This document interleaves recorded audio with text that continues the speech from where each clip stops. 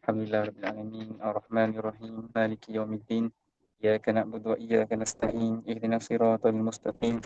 Siratal ladzina an'amta 'alaihim ghairil maghdubi 'alaihim waladdallin. Amin. Alhamdulillah, wa bihi nasta'in ala umurid dunya waddin. Wassalatu wassalamu ala Rasulillah wa ala alihi wa sahbihi wa man wala. Rabbi shrah li sadri amri wahlul 'uqdatam min lisani yafqahu qawli. Amma ba'd. Seperti biasa kita mengambil sedikit masa mengingatkan diri kita sama-sama untuk memanjatkan segala puji dan syukur kepada Allah Subhanahu Wa Taala kerana memberi kita kelapangan waktulah pada malam dan petang ini untuk sama-sama duduk sekejap dan kita beriman sejenak lah kan. Seperti mana yang kita belajar sebelum ini, apa yang kita buat ni adalah apa yang telah pun kita ambil daripada mereka-mereka yang dahululah, daripada salafus salih. Apabila mereka merasa tak okey, something is wrong, dan mereka akan memanggil sesama mereka untuk kita duduk sekejap dan beriman sejenak. Antaranya kata-kata Muaz bin Jabal lah kepada sahabat-sahabat yang lain, ta'al ijlis bina nu'min sa'ah. So itulah juga yang kita nak buat ataupun kita sedang buat ni kan. Yang kedua ni kita panjatkan selawat dan salam kepada Nabi SAW, pada seluruh keluarga baginda, para sahabat, para tabi'in dan orang-orang yang mereka sehinggalah hari kiamat kelak. Hari ini dah hari ke-22 kot ataupun 23 kan, peperangan antara Gaza dan Israel, dan tidak ada tanda-tanda dia akan berakhir lah dalam masa dekat ni. Bahkan latest punya tu lagi dahsyat kan. Semalam waktu dia tutup segala saluran komunikasi tu. Bila hari ni barulah boleh balik connect internet, barulah ditunjukkan lah kesan-kesan mereka punya bom tu kan, bom semalam. Which sangat tidak berperi kemanusiaan lah. Maksudnya memang dahsyat lah Yahudi ni ataupun Israel Zionis ni. Diorang ni sanggup buat apa saja lah sebenarnya untuk survival diorang kan. Tapi terfikir kan, sedahsyat Zionis untuk mempertahankan mission diorang nak adakan negara Israel. Diorang dah ada negara pun sebenarnya, tapi nak juga nak luaskan lagi, sebab selagi mana Al-Quds tu belum lagi diambil, dia punya mission tu belum lagi capai lah bagi diorang punya kepercayaan kan. Tapi kita bincang last week kan, semasa kita tengok surah Al-Ma'arij ni, dekat hari akhirat kelak kita semua akan jadi macam tu kot kan. Maksudnya orang-orang akan mementingkan diri lah sampai sanggup untuk menggantikan tempat dia dengan anak dia, isteri dia, saudara-saudara dia, ataupun orang fil ardi jami'ah kan, thumma yunjih, supaya mereka ni selamat. So itu dekat dunia, Yahudi telah menunjukkan situasi akhirat nanti kan, orang akan jadi pentingkan diri lah. So gitulah Zionis ni, dia mementingkan diri, macam tak ada harga lah kan, nyawa-nyawa anak-anak sebagainya ni. Dan kita ni memang hopeless lah, tak boleh buat apa lah sebenarnya kan. Sebab di peringkat individu memang kita tak mampu buat lebih pun. Kita boleh doa, kita boleh bagi infak, boleh dapatkan share kesedaran. Sebab kebanyakannya memang dia tergantung pada pemimpin tu kan. Nak gerakkan aset, nak gerakkan ketenteraan, nak pergi bincang ke, nak kecam ke, nak halau kedutaan ke. Kerana itulah kot, sebab itulah Israel pun nakkan negara. Sebab negara ni dia jadi satu, bila negara tu berdaulat kan, banyak benda dia boleh buat lah dalam kapasiti sebuah negara. Sebab Yahudi ni, diorang ni diaspora, ada dekat Jerman, ada dekat Argentina, US. Di mana-mana tempat pun orang tak suka diorang kan, Astoria sebagainya. So bila ada negara Jewish state ni banyak benda yang mereka boleh perkasakan lah kedudukan mereka kan. So mungkin ini jugalah kenapa Nabi SAW pun diwafatkan oleh Allah SWT setelah Nabi berjaya establish sebuah negara Islam lah, Madinah kan, sebagai satu negara Islam model. Yang hari ni kita ni sebenarnya perlu ada dalam kepala kita, itu yang kita nak sebenarnya kan. Kita ada banyak negara-negara umat Islam, negara yang dihuni oleh majoriti umat Islam, Malaysia, Tapi nak kata dia lah negara Islam yang menepati ciri-ciri itu, there too many loopholes lagi lah. Baik lagi kan benda yang kita nak kena betulkan. Even kita punya masyarakat pun belum bersedia lah kalau kita nak buat agenda-agenda Islam kan. Banyak lagi benda nak kena diusahakan lah. So, kita punya dakwah dan tarbiyah ni kita kena faham macam tu. Kita bukan sekadar kumpul minggu-minggu baca Quran, tak. Ada misi lain kan. Kumpulkan orang. Nanti kita akan masuk fasa berkeluarga, membina masyarakat. Sampai tahap kita nak masyarakat kita ni bersedia untuk bersama-sama bekerja menegakkan sebuah negara Islam lah. Kan? Kita ada that mindset, begin with the end in mind. Apabila Al-Imam Hasan Al-Banna dia apa menggariskan langkah-langkah khutuwat dakwah atau langkah-langkah dakwah yang nak dicapai oleh aktivis-aktivis Islam ni. Dia dah set the milestone kan di dunia ni apa nak capai lah. Antaranya kita sekarang bekerja nak mengembalikan sebuah negara Islam tu kan di tempat masing-masing lah. Okay, itu sedikit nilai kod reflection apa yang berlaku lately. Yang terbaru siapa follow kan ada viral dekat Twitter, kalau tengok ada seorang brother ni Sheikh Isra. Diorang ni orang aman Palestin lah.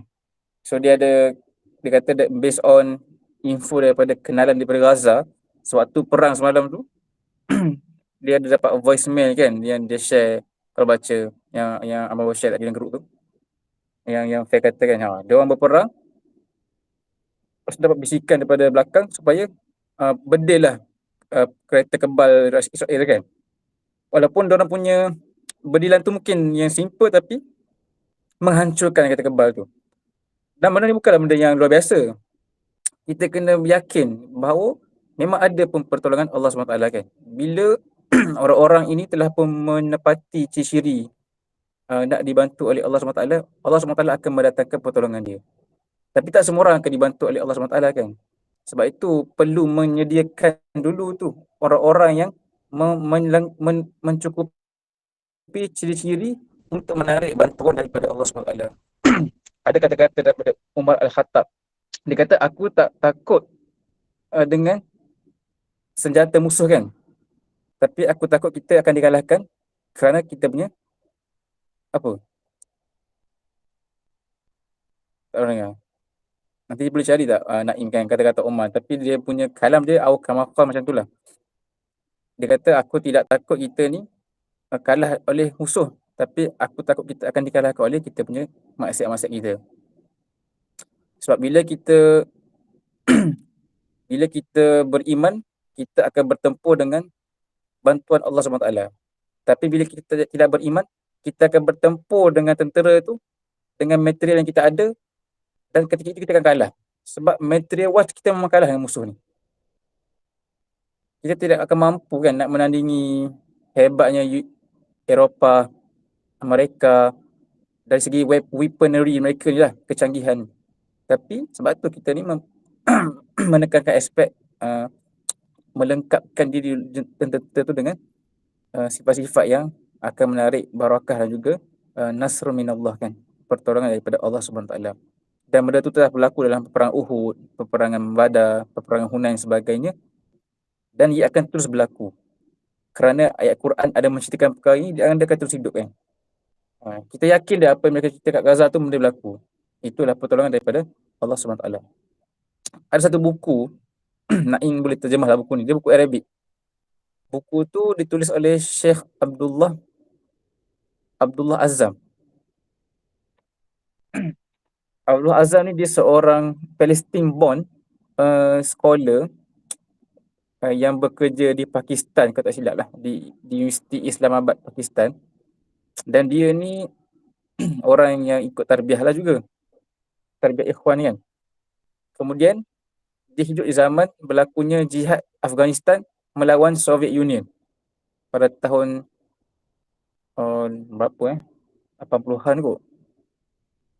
70-an atau 80-an lah, peperangan di antara Soviet Union, USSR tu, kalau siapa pernah baca kan. USSR ni adalah satu kesatuan Soviet, negara-negara komunis sebelum adanya Russia dan all the Euro Asia countries tu, mereka satu satu satu apa yang kata, satu kesatuan lah. Dia panggil Soviet Union. So Soviet Union ni pernah menyerang Afghanistan lama, 10 tahun peperangan tu berlaku. Jadi Sheikh Abdul Azam ni dia daripada Pakistan. Bila berlakunya jihad di Afghanistan, ketika itu orang Islam ni pergi ke Afghanistan menyertai mujahidin nak mempertahankan negara Islam Afghanistan. So dia tulis buku. Syekh Abdul Azam ni dia tulis tafsir. Tafsir dia best lah. Tafsir dia satu surah dia tulis. Iaitu tafsir At-Taubah. Sebab dia menafsirkan semula surah At-Taubah tu dengan pengalaman jihad Afghanistan. Supaya menghidupkan semula jihad daripada surah At-Taubah tu, yang hari ni orang baca surah At-Taubah tak lagi melihat aspek jihad tu kan. Mungkin lihat aspek taubat dan sebagainya kan. So dia tafsirkan surah Taubah, nanti boleh carilah. Tafsir surah Taubah oleh Syekh Abdul Azam ni diambil dan diolah sempena dengan peristiwa jihad Afghanistan. Tapi nak ceritanya buku lain, buku dia ni bila dia join jihad Afghanistan tu kan, bersama dengan mujahidin, dia tulis satu buku Ayatul Rahman fi Jihad Al-Afghan. Tanda-tanda Allah Ar-Rahman di jihad di Afghanistan. Dia menceritakan peristiwa peristiwa luar biasa yang berlaku semasa jihad di Afghanistan. Buku tu ada, tak tebal pun, dalam lebih kurang 60-100 page macam tu, Arabic. Ada yang Arabic dia, tapi belum lagi berkesempatan nak terjemah kan. Kalau fan nak terjemah ke, nak terjemah boleh. Tak, sekarang pakai Google je. Pakai Google, cuma kena edit lepas tu lah kan. Kan ada translate sebagainya. Tapi baguslah. Dia menceritakan peristiwa-peristiwa yang luar biasa yang berlaku dalam jihad Afghanistan. Kita pun kena baca kot peristiwa-peristiwa ni kan. Maksudnya sejarah-sejarah pertempuran ni kita kena baca lah. Supaya kita sedar sebenarnya umat Islam ni banyak dah bertempur melawan musuh. Dan pertempuran tu terus berlaku kan. Kita hanya tahu perang Badar, perang-perang zaman Nabi kan. Tapi sebenarnya sejarah daripada zaman Nabi sampai sekarang ni macam-macam perang dah berlaku. Especially recent punya war kan. Jihad di Afghanistan, Afghanistan lawan Soviet Union, Afghanistan lawan US, terutamanya perang-perang di negara-negara Islam, Bosnia sebagainya kan. Bagus kita study, kita tengok macam mana umat Islam ni dah kuat dah actually kuat juga kan. Dah banyak dah berjuang mempertahankan negara-negara Islam masing-masing. Cuma di Gaza kali ni sangat sangat unik lah. Sebab dia ada sekatan, tak ada orang boleh pergi bantu kan. Satu benda yang memang betul-betul mengharapkan pertolongan daripada Allah SWT. Nak ceritanya apa ni? Nak ceritanya ayat-ayat Ar-Rahman ni ataupun pertolongan daripada Allah SWT, perkara-perkara luar biasa, malaikat turun, adalah benda yang possible berlaku lah, walaupun sekarang kan. Sama juga kita dalam kehidupan kita, kita kena yakin lah. Kalau satu benda tu kita buat, dalam effort kita saja, memang tak mampu buat. Kan? Nak bekerja ke, cari kerja ke, nak exam ke, apa-apalah. Sebenarnya, kita memang perlukan miracles tu, perlukan bantuan Allah SWT kan. Kalau kita merasakan benda tu berlaku semata-mata kerana kita rasa sedih lah. Kita rasa hopeless, kita rasa tak mampu, kita rasa not possible. Tapi sebab tu kita kena mengembalikan keyakinan dan menyandarkan semula kita punya harapan dan tawakal kepada Allah SWT. Buku apa, Fel? Buku yang satu ni? Yang Syekh Abdul Azam tu Okay, tadi ada dua buku yang Abang share kan. Satu Tafsir At-Taubah Syekh Abdul Azam, boleh cari. Satu lagi ialah bahasa Arab dia adalah Ayatul Rahman. Ayat ni tanda-tanda. Tanda-tanda Ar-Rahman dalam jihad di Afghanistan. Ataupun ketika jihad di Afghanistan. Fi Jihad Al-Afghan. Ada kot kalau Google kan. Ada ke? English ada kot, English.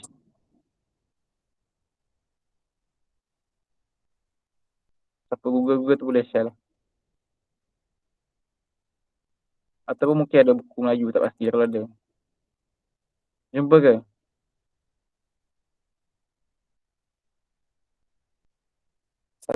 tafsir Taubah tadi satu Ada, dengan ayatul rahman. ada, ada jumpa, Jumpa apa? Melayu ke ada English ke? jumpa. Uh, Indon kot, Indo no. Okey, Indo maksudnya. Jumpa buku PDF ke jumpa cover je? ebook. Ibu. Okey okey. Okeylah. Ha. So kita kembali ke kita punya discussion. Tak ada pula Irfan ya. Ke dia ingat kita pukul 10 ke tak apa. Dengan Amir lah belum masuk lagi. So insyaAllah pada malam ini kita akan sambung surah Al-Ma'arij. Last time kita dah baca sampai ayat ke 18 kan? Ke ayat berapa ya? Ayat ke 18. 18. Mana ayat ke 19?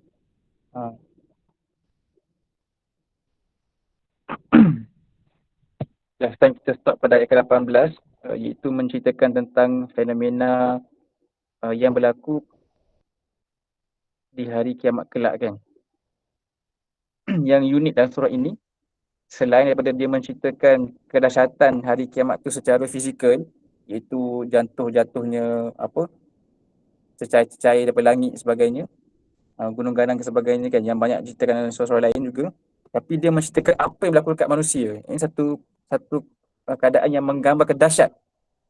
Sebab kita bincang last week kan, seorang tu akan sanggup untuk menebus kedudukan dia yang bersalah itu dengan anak dia sendiri, dengan pasangan dia, dengan adik-beradik dia kan, hatta dengan seluruh manusia di muka bumi.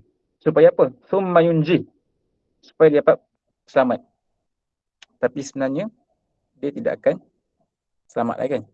Kalla inna lazarin. So pada hari itu semua orang ni akan jadi selfish kan. Dalam surah Al-Mu'minun sebut apa? Fala ansa babainahum thumma la tus'alun kan. Ayat tu dia carikan je.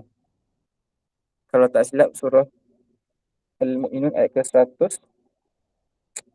kot ataupun ayat 100.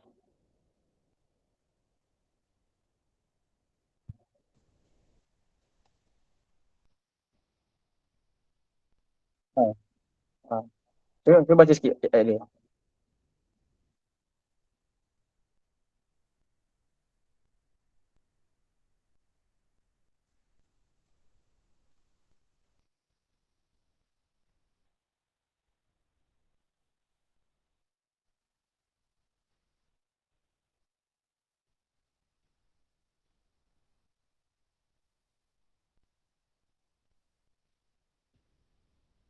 Betul betul. Betul. Hmm. Jadi orang kata, dia kata,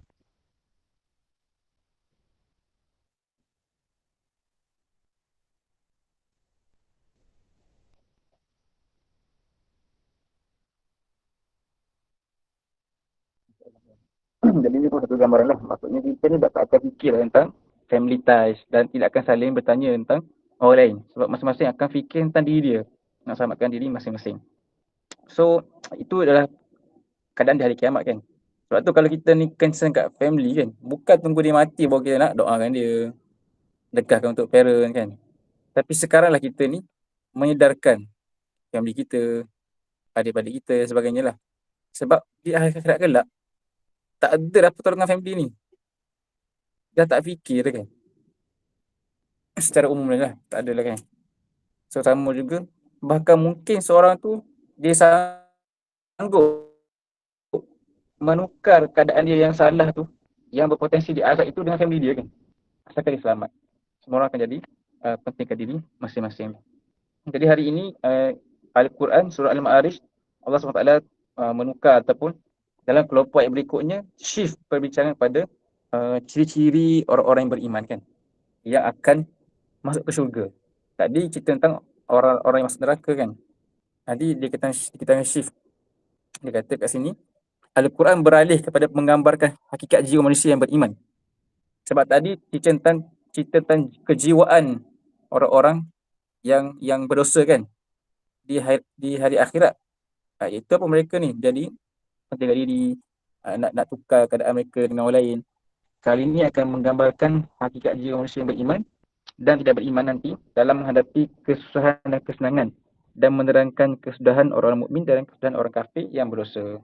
So kita ada banyak ayat ini nak tengok daripada ayat ke-19 sampai ayat ke-25 kalau kita sempatlah insya-Allah. Auzubillahi minasyaitonirrajim. Innal insana khuliqa halu'a. Idza massahu syarru jazu'a wa idza massal khairu manu'a. Ini general dikatakan sini. Sesungguhnya manusia itu diciptakan halu'a dengan tabiat cepat gelisah. Setengah terjemahan menulis berkeluh kesah kan.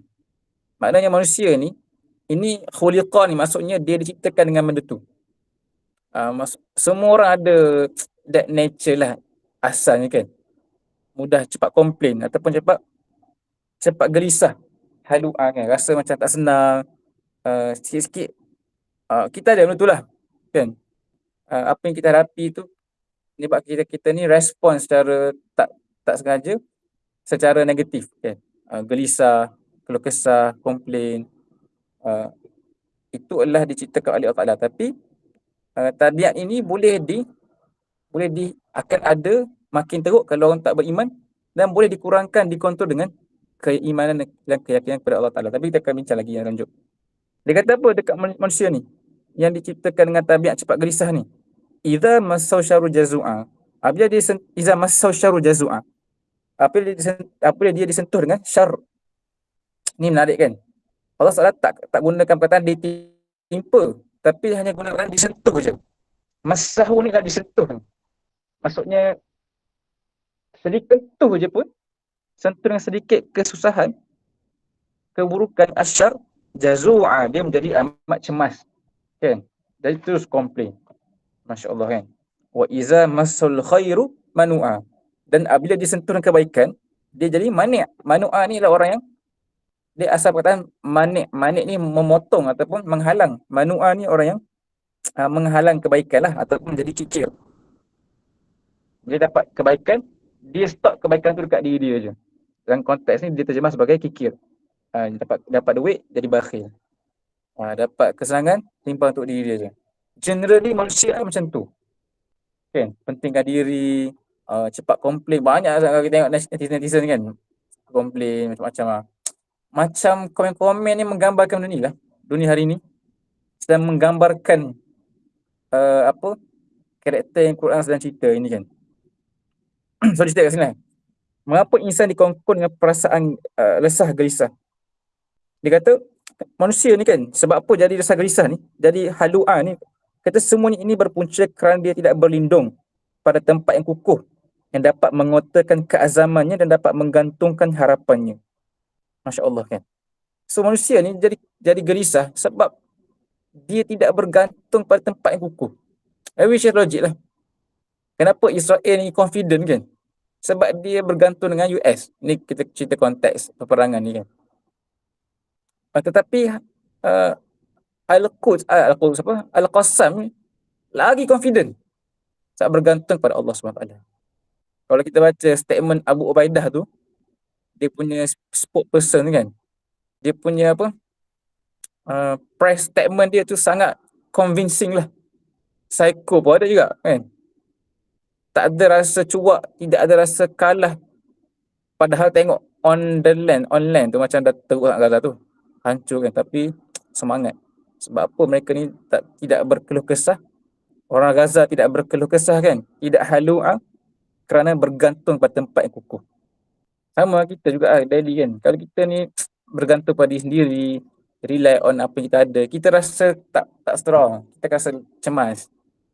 Kalau bergantung pada Petronas ni bukan tempat yang kukuh lah nak bergantung. Dalam surah Al-Ankabut, Allah SWT menceritakan orang-orang yang yang tidak bergantung kepada Allah SWT ni, kalau mengambil perlindungan dan tempat bergantung yang lain daripada Allah SWT, itu adalah seburuk-buruk rumah. Seperti rumah sarang labah-labah kan. Sebab sarang laba-laba ni sarang-sarang yang paling lemah lah. Jadi kalau kita tidak bergantung pada Allah Ta'ala, bergantung pada perkara lain, kita macam bergantung pada sarang laba-laba. Yang nampak macam spider web nampak macam kompleks, nampak macam strong, tapi sebenarnya sangat lemah kan. Kalau tidak bergantung pada Allah SWT. Itu kenapa dia jadi halu'a dan jazu'a kan. Dan dekat sini kenapa orang-orang ini menjadi kikir dan bakhil. Jadi manu'a. Sebab apa jadi macam tu? Kerana apa dia kata sini? Dia mengira bahawa kekayaan dan kesenangan itu adalah semata-mata dari usaha dan penat jerihnya. Kerana itu dia merasa begitu bakhil untuk ditumpahkannya kepada orang lain dan terus menyimpankan kekayaan itu dan kenikmatan dirinya sahaja. Masya Allah kan. Ini dia menjadi tawanan harta kekayaannya dan tidak memahami hakikat rezeki kerana hakikat dan hakikat perannya dalam rezeki. Dia tidak mengharapkan sesuatu yang lebih baik dari Allah Ta'ala dan dia telah putus dari Allah dan hatinya kosong dari Allah SWT. So kita jadi jazu'a dan halu'a kerana tidak bergantung kepada Allah SWT dan jadi manu'a kerana kita merasakan kebaikan itu datang daripada kita.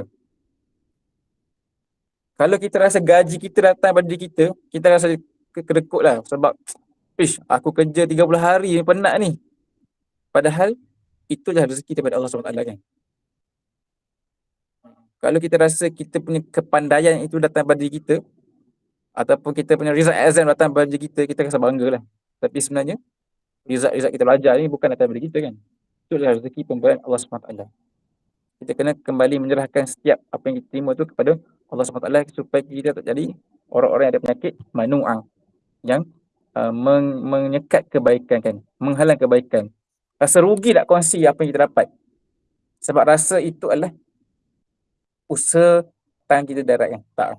Walaupun betul kita berusaha, tapi eventually pemberian itu datang daripada Allah SWT. An-natijah itu datang daripada Allah SWT kan.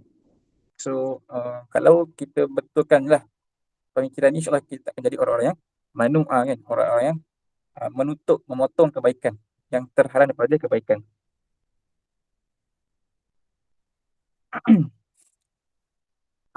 Jadi, masuk pada ayat seterusnya. Itu tadi 3 keadaan kan. Orang yang halu'ah, jazu'ah dan manu'ah. Bila kita jumpa dengan manusia, kita akan jumpa 3-3 ni kan. Orang yang halu'ah, jazu'ah, manu'ah. Bagus juga ayat ni.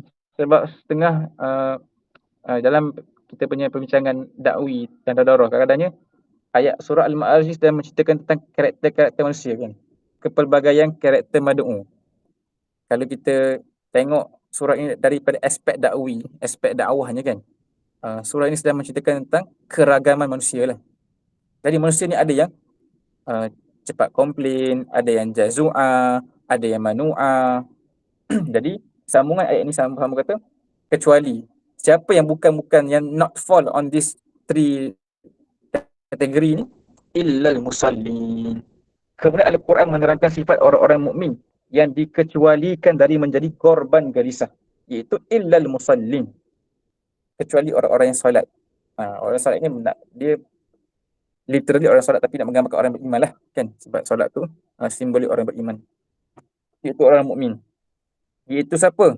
Allazina hum ala salatihim daimun. Pertama sekali mereka ini yang tekun mengerjakan solat mereka kan. Salatihim daimun, solat yang daimun. Daimun ialah daiman abadan kan, iaitu sentiasa. Bukannya dia ni 24 hours dalam solat, tapi dia solat sentiasa. Maksudnya apa solat sentiasa ni? Dia solat lah. Bila masa solat dia solat. Dia tidak tinggalkan solat. Ya, kan. Tak ada. Memelihara solatnya. Dia lain. Nanti kita akan jumpa dekat ayat lain. After discussion page berikutnya akan jumpa tentang hafizun. Daimun ni bukan hafizun. Daimun ni lah sentiasa. Maksudnya dia solat. Maksudnya senang cakap Daimun ni yang tekun. Maksudnya dia tak ponteng solat tu. Solat. Kalau ponteng tak jadi daimun lah. Tak istiqamah. Okey. Daimun ni yang konsisten solat. Sentiasa solat pada waktunya lah. Maksudnya Bila solat, dia solat. Ada peluang solat dan ada ruang solat, dia solat. Bukannya daimun dalam konteks dia solat je, tak ada buat kerja lain, tak. Tapi dia solat maksudnya, uh, bila sampai waktu yang solat, dia solatlah. Dan dia menjaga solat dari segi dari segi kelangsungan tu, keistiqamahan tu, dia sentiasa solatlah. Daimun kan. Jadi kat sini lah, ini dia kata kat sini, ibadat solat selain daripada menjadi rukuk Islam dan bagaimana, ia juga merupakan sarana perhubungan. Okey, kenapa solat ni Allah Taala memulakan dengan solat lah, kan? Sebagai ciri-ciri pertama orang yang tidak akan halu'a ni. Sebab solat ini menggambarkan hubungan dia dengan Allah SWT lah. So orang yang solat sentiasa ni, sentiasa menjaga solat dia kan, sentiasa solat ni, patutnya bukan orang yang halu'a, bukan orang yang jazu'a, bukan orang yang manu'a kan. Sebab dia sentiasa terhubung dengan Allah SWT. Kalau kita ni sentiasa solat, tapi kita pun ada penyakit 3 ni, kita akan question lah solat kita kan. Maksudnya solat kita ni tak berkualiti lah kan. Kita tidak berhubung dengan Allah SWT. Sedangkan solat ni bukan sekadar kewajipan kita buat, tapi dia lah momen kita ni berhubung dengan Allah SWT, bergantung dengan Allah SWT kan. Kita dah bincang last week kan, ada buku apa, Al-Arkan Al-Arba'ah kan, masa Naim share hadis 3. Dalam buku tu dia cerita tentang the principle di sebalik solat ni, bukan principle, the philosophy of solat kan. Solat ni bukan sekadar habiskan rukun-rukun, hai'ah, aba'ah, 13 rukun, salam, tak. Tapi dia ada ruh dia kan. Bab kata Naim itu, ada ruh dia kenapa kita solat. Pertamanya kerana kata mencari bekalan kekuatan daripada solat kan, daripada Allah SWT. Dan kenapa dekat first ayat ni menekankan aspek daiman ini? Dia kata kerana pertama sekali Nabi telah bersabda kan, wa inna ahabbal a'mal ila Allah Ta'ala ma daimun wa in qalla kan. Sesungguhnya satu amal yang paling dicintai oleh Allah SWT ni lah amal-amal yang daim. Daim ni berterusan. Bukan coklat daim tu. Tapi amal tu amal yang berterusan. Daimun kan. Daiman. Walaupun wa in qilla ke qalla. Qalla walaupun sedikit. Sesungguhnya amalan yang paling disukai oleh Allah SWT ialah amalan yang dikerjakan dengan tekun. Diterjemahkan tekun sekalipun sedikit. Jadi ayat pertama ni nak cerita tentang ketekunan tu. Keberterusan tu lah dengan solat. So kenapa Allah SWT ataupun amalan ditekankan aspek daiman ni, aspek berterusan ni kan. Dia kata kat sini, tujuannya apa? Supaya amalan ibadat mempunyai sifat-sifat yang tenteram, mantap, tekun dan tetap dalam hubungan dengan Allah SWT, sesuai dengan kehormatan hubungan itu sendiri, bukan suatu amalan main-main yang kadang-kadang dikerjakan dan kadang-kadang ditinggalkan mengikut selera. Masya Allah kan. Jadi kenapa kita menekankan aspek berterusan ni? Sebab dengan berterusan baru kita dapat kemantapan dalam jiwa kita. Betul juga sebenarnya. Kadang-kadang satu amalan tu kan, solat kata kan, untuk dapat feel solat tu, kita kena buat berterusan lah. Contoh kita bangun qiyam kan, kita rasa macam tak feel lah. Mungkin struggle lah kalau kita baru nak mulakan. Tapi after kita continuous buat, at one point of time, kita akan rasa lah dia punya kesan-kesan best dia kan. Kita rasa ketenteraman, kita akan rasa buah-buah kemanisan dia. Sebab tu benda tu kena buat berterusan. Tapi kalau kita on off, kita tak akan rasa lah kemanisan tu. Tak akan rasa ketekunan yang dan ketenteraman yang kita peroleh daripada amalan tersebut kan. Itu yang pertama. Yang keduanya, bila satu amal ni kita buat secara berterusan, itu menggambarkan satu penghormatan kita pada amalan tu. Kan? So solat ini digesa untuk kita ni menjaga dia dengan daiman, sebab nak menghormati hubungan dengan Allah SWT. Solat sebagai medium kita berhubung dengan Allah Ta'ala. Kalau benda itu kita kejap tak buat, ikut selera kita, maknanya kita macam not take it seriously lah kan. Sama je, apa kerja lah. Kalau kita kata kita ni apa, ni contoh solat kan, tapi kalau kita nak kata lain kan, contoh lain apa, kalau kita rasa amal tu penting kan, contohnya razak lah.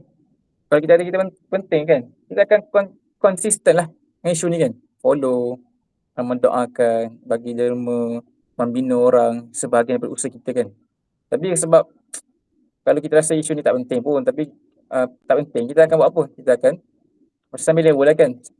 Ambil tahu tak ambil tahu, kita tidak akan konsisten. So kita punya konsistensi itu menggambarkan uh, penghormatan kita kepada perkara itulah.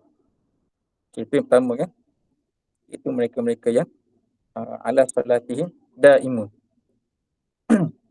Yang kedua, dia kata walladzina fi amwalihim haqqum ma'lum lis-sa'ili wal mahrum. Masya-Allah kan. Kalau solat ini adalah ubat bagi penyakit halu'an dan jazua, sebab halu'an dan jazua ni kerana tidak bergantung kepada Allah SWT, maka kunci dia solat. Sebab solat ni establish hubungan kita dengan Allah SWT. Penyakit manu'a ni, yang bakhil tu, yang manu' tu, yang manik tu, kunci dia apa? Fi amwalihim haqqum ma'lum lis-sa'ili wal mahrum. Itu kunci dengan memperuntukkan sebahagian daripada harta dia kepada mereka-mereka yang telah pun berhak kan. Itu yang kalangan mereka yang minta dan mereka yang tidak meminta. Masya-Allah. Simple kat situ. So ni ciri orang beriman kan. Itu kita ni sentiasa memikirkan dalam kita punya rezeki tu ada hak-hak orang lain kan. Ada hak orang-orang yang susah, ada hak orang yang fakir. Maksudnya disuruh kita memberi lah. Sebab dengan kita melatih diri kita memberi tu, kita bawakan rasa ini datang daripada Allah SWT kan. Akan menghilangkan perasaan bakhil. Akan rasa hilang perasaan, ini benda ni aku dapat dengan usaha aku. Tak. Kita kena faham setiap yang kita terima tu gaji ke, sekolah ke, apa-apalah kebaikan kan, kita punya kebijaksanaan ke, ini adalah pemberian daripada Allah SWT dan kita tak loket untuk kongsi semula kan kepada orang lain. Sebab adanya hak-hak orang lain lah dalam kita punya rezeki yang diberikan oleh Allah SWT kan. Kemudian sambung lagi wallazi yusaddiquna biyaumiddin. Ciri-ciri yang seterusnya tentang orang beriman ni, iaitu mereka ni membenarkan hari yusaddiquna biyaumiddin, membenarkan hari balasan lah. Masya-Allah kan. Ini pentinglah sebab kita dah bincang banyak kali dah sebelum ni. Keimanan pada hari akhirat ini satu benda yang core dalam kita punya akidah kita kan. Kita dah bincang banyak kali. Yang kata Islam, sifat ini mempunyai hubungan secara langsung dengan pokok perbicaraan surah ini. Ia merupakan sifat orang beriman kerana kepercayaan kepada hari balasan adalah separuh daripada keimanan. Masya-Allah kan. Sebab berbezalah kalau orang yang percaya dengan hari akhirat dengan orang yang tidak yakin atau tidak percaya kan. Sebab dia kata kat sini, keyakinan pada hari akhirat ni dia ada efek. Dia katakan ia mempunyai implikasi positif dalam cara hidup seorang, baik dari segi kesedaran jiwanya maupun dari segi pembawaan tingkah lakunya. Neraca di tangan orang-orang yang beriman pada hari balasan berlainan dengan neraca di tangan orang-orang yang mendustakan hari atau orang yang ragu-ragu kepadanya.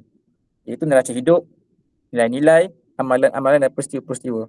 Orang yang beriman dengan hari balasan hari akhirat bekerja dalam beramal dengan berpedomankan neraca samawi, neraca langit dan bukan neraca bumi.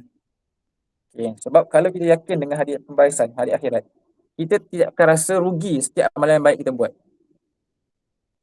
Tapi kalau kita tidak meyakini hari akhirat, kita akan rasa kalau benda kita buat tu tidak memberi kesan ataupun tak ada hasil kat dunia, kita akan rasa rugi lah. Kalau kita hanya menghitung pembalasan tu di dunia je, kita restrictkan return tu dekat dunia je kan. So kita punya amalan pun beza, akhlak kita akan beza, fikah kita akan beza kan. Contoh dalam konteks dakwi kan, kita jumpa orang kan, of course lah kita tegur orang, cerita tentang Islam, kita nak ajak dia jual halaqah, tapi tak berjaya, kita akan rugi lah. Tak ada hasil. Tak, sebenarnya ada pahala kat situ kan. Kadang-kadang mungkin dia tak ikut kita ataupun kita tak berjaya, dia tak istiqamah ke, tapi mungkin sebenarnya in the long term apa yang kita cerita kat dia tu melekat kepada dia kan. Mungkin dia akan share kat anak dia, family dia, walaupun dia sendiri tak okey, tapi mungkin sebahagian daripada apa yang disampaikan kepada dia tu berguna kepada orang-orang sekeliling dia. So kita kena fikir jauh lah. Sebab bila cerita tentang pembalasan ni dia tak limit dekat hayat kita saja kan. Tidak limit dekat kita punya hayat sajalah, dia kata. Orang yang tidak beriman pada hari balasan adalah orang yang sangat malang. Kerana segala apa yang berlaku padanya dalam kehidupan dunia ini, itulah menjadi tumpuan perhatian dan perhitungan dia kan. Ia tidak menambahkan dengan perhitungan nilai hidup akhirat yang lebih besar dan lebih kekal. Itulah sebenarnya punca keseksaan jiwa yang tidak membuat perhitungan alam akhirat atau punca keseksaan orang lain hidup di sekeliling dia kan. So, bila tak ada keimanan pada hari akhirat yang kita akan rasa lebih terseksa.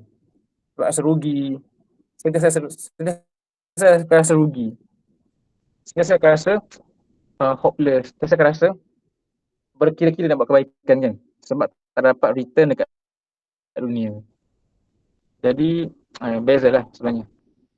Ni nak cerita tentang bagaimana keyakinan pada hari akhirat ni boleh mengubah cara fikir seorang, menentukan bagaimana seorang tu bertindak, beramal dan sebagainya lah kan. Sambung sikit lagi, Masya Allah banyak lagi ya. Larat nak dengar ni, bebelan-bebelan ni. Kita baca ringkas lah ya, sebab dia simple lah sikit ya. Kemudian walladzina hum min azabi rabbihim musyfiqun inna azab rabbihim ghairu ma'mun. Seterusnya sifat mereka yang takut pada azab Allah. Itu kata saya kutip sifat peka dan takut kepada balasan Allah SWT.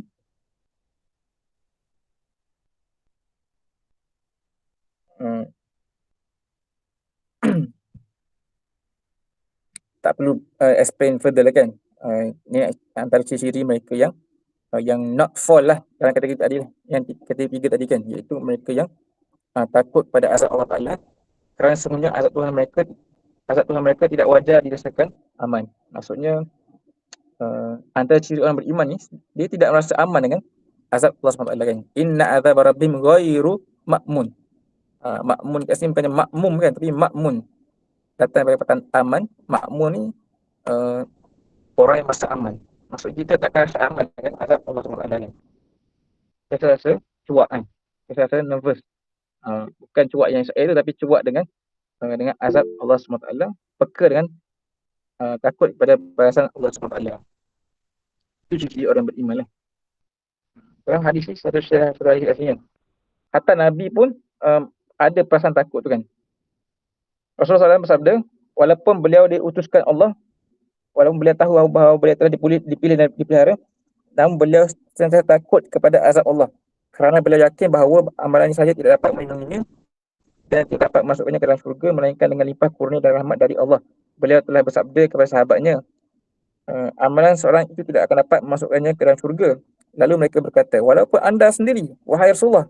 Jawab beliau, ya, walaupun aku sendiri, kecuali Allah lindungi aku dengan rahmatnya. Masya Allah. Dan so kita semua ni memang takkan selamat lah. Sepatutnya takkan selamat dengan takkan selamat kita punya perakhiran dengan kadar amalan kita, tapi kita betul-betul mengharapkan rahmat daripada Allah Subhanahu Wa Taala. Dan seterusnya ciri seterusnya walladzina hum li furujihim hafizun illa ala azwajihim aw ma malakat aymanuhum fa innahum ghairu malumin faman ibtagha wara'a dzalika fa ulaika humul aadun. Ciri tentang hubungan sosial yang disebut tentang hubungan kelamin. Kita dikte kat sini lah. Hopefully kita pun bukan jadi orang-orang yang melampau lah. Iaitu hanya menyalurkan kan keinginan lumrah itu dengan cara yang betul lah. Iaitu dengan apa? Dengan menyalurkan keinginan perhubungan kelamin itu kepada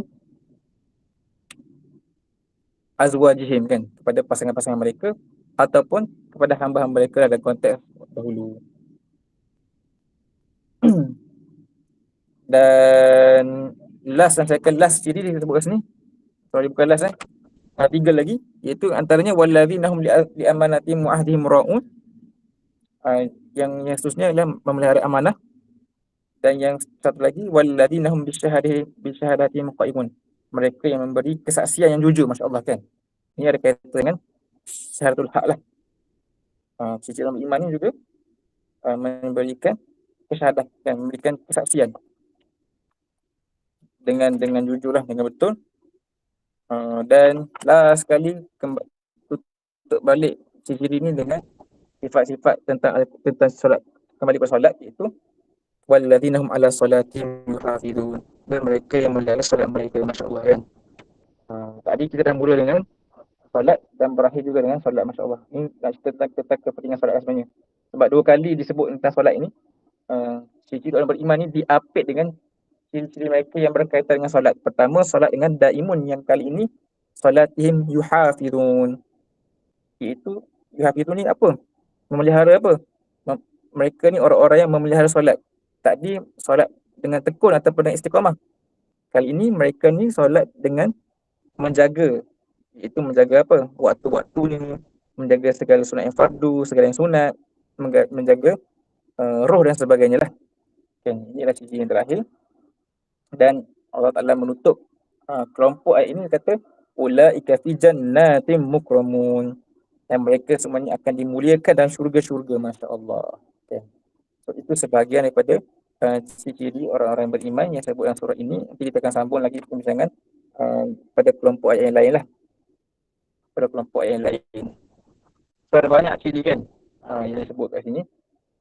3 ciri yang tadi, yang orang-orang yang bukan tak beriman kan, tapi dia tak sebut ciri tak beriman, tapi secara tabi'inya boleh dikatakan ini ciri yang tak beriman lah, ataupun yang tak sampai level ciri yang beriman kan. Halu'a, jazu'a dan manu'a. Dan ada lagi berapa ciri tadi? Musallim. Kalau kita boleh kira balik, berapa ciri ada tu? 1, 2, 3, 4 dengan azab, 5 dengan ujian, 6 dengan amanah, 7 syahadah, 8 ciri kan. Hafizun. 8 ciri lah orang beriman dalam surah Al-Ma'arij ni menyebutkan 8 ciri. Dan kita cubalah untuk mengusahakan ke-8 ini. Tidak mustahil kan. Tak susah pun sebenarnya. Sebab dia ciri yang basic kan. Menjaga solat, menepati janji, menjaga kemaluan, menjaga apa lagi tadi takut dengan azab Allah Ta'ala kan, tidak rasa aman dengan azab Allah Ta'ala, memberikan kesaksian pada tempatnya, dan juga solat dengan memelihara solat-solat kan, memelihara solat-solat. Ulaika fi jannatin mukramun. So dengan ciri inilah mereka-mereka ini akan dijanjikan surga dan menjadi orang-orang yang mukramun. Mukramun ni orang yang dimuliakan lah dalam surga kan. So kata Syekh Qutb dekat sini, dekat ayat ke-35 ni ada 2 nikmat sebenarnya. Satu nikmat syurga, satu nikmat diberikan kemuliaan. Dan 2 benda yang biasa. Nikmat syurga ni nikmat fizikal dia kata. Nikmat dimuliakan ni nikmat rohani. Dia kata kat sini lah. Sebab kan dia panggil apa kalau bahasa lain, intrinsik. Intrinsik ni nikmat apa? Rohani maknawi, dalaman. Ada orang mungkin dia tak kisah dengan kenikmatan luaran ni. Tapi dia lebih value respect. Itulah benda macam tu kan. So itu juga akan diberikan ke dalam syurga nantilah. Masya-Allah kan. Bagi mereka-mereka yang beriman dengan sifat-sifat yang disebut tadi lah. So inilah ciri-ciri ataupun fenomena-fenomena kejiwaan yang ada dalam manusia. Kita tak tahulah kita nombor 1 kan. Mungkin kita ada juga sifat-sifat halu'a, jazu'a dan manu'a. Dan kita check lah. 8 ciri ni dia akan counter 3 ciri ni kan. 8 ciri yang kita discuss ni akan sepatutnya bila tinggi ciri 8 ni dia punya dos ataupun keadaan ataupun keadaan ke kata intensity ke ataupun kita punya amalan kepada 8 ini tinggi dalam diri kita, 3 ni akan rendah lah kan, sebab dia tak akan sama-sama kan. Sebab 8 yang akan menolak 3 ni kan. Menolak jadi halu'a, jazu'a dan manu'a. So boleh sama-sama check lah. Kadang-kadang kita akan ada keadaan kita berada dalam situasi yang sulit kan. Kita akan rasa nak cemas, rasa nak komplain, sakit puas hati. Mungkin kita kena check lah elemen 8 yang diri kita. Kenapa macam tu kan. Contohnya, bukan ini contoh lah. Kata kita akan uji kan. Rumah kita, tadi abang punya kakak ipar, dia tinggal di Kok Diang, Kedah. Jadi tadi ada putih beliau di Kedah. Dia punya rumah ni Masya Allah kan. Dia punya apa ni, atap dia terbang, hilang habis. Di ruang tamu dan di tidur, nanti boleh share gambar. Kita orang ni sebenarnya hampir-hampir nak pergi Kedah dah ni sebenarnya. Ingat nak cancel ikut ni. Tapi sebab isteri tak dapat cuti esok, so tangguh dulu lah. Sebab kesian, tak ada bumbung ni, hidup. So dia dipindahkan ke tempat penempatan sementara lah. Di taman dia tu, ada beberapa rumah lah yang kena kan. Jadi kalau kita tidak yakin dengan, tidak bergantung dengan Allah kan. Contoh nak cerita lah. Kita tak yakin dengan hari kiamat ke, tak yakin dengan balasan Allah ke, kita akan berkeluh kesah lah dengan ujian seperti itu kan. Tapi kalau kita yakin dengan balasan Allah, so kita tak akan rasa rugi dengan ujian yang merugikan material tu kan. Sebab ujian-ujian macam tu dia akan banyaklah kos kan, nak kena repair mungkin kena spend 30,000 sebagainya, ataupun lebih dari itulah nak kena spend nak baiki kan. So kita akan rasa jazua lah ataupun halua kan. Tapi kalau kita niatkan, tak apalah, aku sabar dengan ribut ataupun putih beliau ni sebab datang daripada Allah SWT.